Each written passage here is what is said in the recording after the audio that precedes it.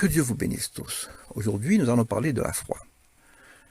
Nous avons traité de ce sujet antérieurement, mais au sein du trio foi, espérance et charité. Aujourd'hui, nous considérons la foi tout seul. Elle est en fait une des trois grandes vertus qui demeurent, selon 1 Corinthiens chapitre 13, verset 13. Maintenant, ces trois choses demeurent, la foi, l'espérance, la charité. Nous soulignons que ce n'est pas seulement la charité qui demeure, mais la foi et l'espérance demeurent également. La plus grande, c'est la charité. En fait, il y a une certaine hiérarchie. Tout d'abord, on parle de la foi. Et en persévérance, selon ce qu'on trouve dans Romains chapitre 5, versets 3 et 4, il faudrait lire ce passage à partir du verset 1er pour voir que c'est la foi qui est éprouvée. Et cette épreuve de la foi produit la persévérance. Et la persévérance donne la victoire dans l'épreuve. Donc finalement, on arrive à l'espérance. Donc de la foi, on part de la foi pour arriver à l'espérance et ensuite pour atteindre la charité que la Bible considère comme la plus grande de ces choses. Le verset de 2 Pierre, chapitre 1er, verset 7, nous le dit également, nous montre toutes les choses que nous devons avoir pour être inébranlables et en dernier lieu, nous devons avoir la charité. En fait, la foi commence la spiritualité. On entre dans la spiritualité par la conversion, pour être sauvé. On est sauvé par le moyen de la foi. Donc c'est par la foi qu'on est sauvé. Et ensuite, ce verset de Jude, chapitre 1er, verset 20, nous dit, vous édifiant vous-même sur votre très sainte foi, nous montrant que la foi est le fondement, c'est la base. Mais la foi est utile tout au long de notre parcours spirituel. Et c'est pour cela, dans 2 Pierre, il nous dit qu'à cause de cela, faites tous vos efforts pour joindre à votre foi la vertu, à la vertu la science. Donc, c'est-à-dire qu'on conserve la foi. On conserve la foi et on joint à notre foi la vertu et on joint à notre foi la science et toutes les autres choses, mais tout en gardant à la foi. Selon Hébreux 10, verset 38, il est dit que mon juste vivra par la foi. Donc, c'est-à-dire que tout au long de la vie du juste, c'est une vie par la foi. Et Paul, après avoir vécu, a dit, mais j'ai combattu le bon combat de la foi, donc j'ai gardé la foi. Donc, il a gardé la foi jusqu'à la fin. Si la foi commence, la spiritualité, si elle nous accompagne tout le long de notre marche avec Dieu, il y a lieu de bien savoir ce qu'elle est. Pour bien comprendre la foi, il faut aller dans la définition de la foi que, heureusement, la Bible nous donne, parce que la Bible n'est pas riche en définition, mais la Bible a soin de nous définir la foi. Elle est une ferme assurance des choses qu'on espère, une démonstration de celles qu'on ne voit pas. Donc il y a deux volets dans la foi, la ferme assurance des choses qu'on espère, la démonstration de celles qu'on ne voit pas. Commençons par la ferme assurance des choses qu'on espère. Espérer, c'est attendre quelque chose dont on est sûr de voir la réalisation, la manifestation. Contrairement à son emploi ordinaire commun. Quand on dit j'espère, très souvent c'est dire que je souhaite. Mais non, selon son étymologie, espère vient de sperare en latin, qui veut dire attendre quelque chose comme devant se réaliser, quelque chose qui doit obligatoirement se réaliser.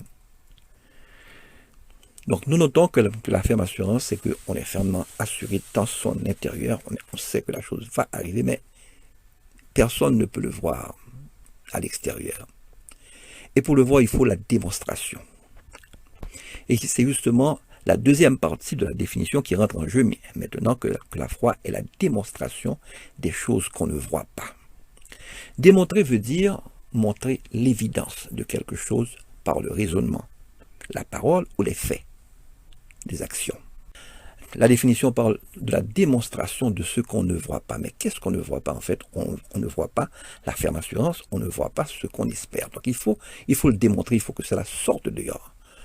On a vu Abraham a fait sortir cette confiance qu'il avait en Dieu. Selon ce qu'on voit dans Jacques, Abraham, notre père, ne fut-il pas justifié par les œuvres lorsqu'il offrit son fils Isaac sur l'autel? Tu vois que la foi agissait par ses œuvres et que par les œuvres, la foi fut rendue parfaite. Donc, Abraham a offert son fils en sacrifice et c'était une œuvre de foi. Et c'est cette œuvre de foi qui a rendu parfaite sa foi. Parfaite veut dire que accompli, complet. C'est après avoir agi ainsi que sa foi était vraiment complète. On peut maintenant mieux comprendre la définition. Donc, la foi est une ferme assurance de ce qu'on espère. Ça, c'est la foi intérieure, ce qu'on a dans son intérieur. Mais c'est une démonstration de celle qu'on ne voit pas. Donc, c'est ce qui sort de nous en parole, en action, qu'on appelle les œuvres de la foi.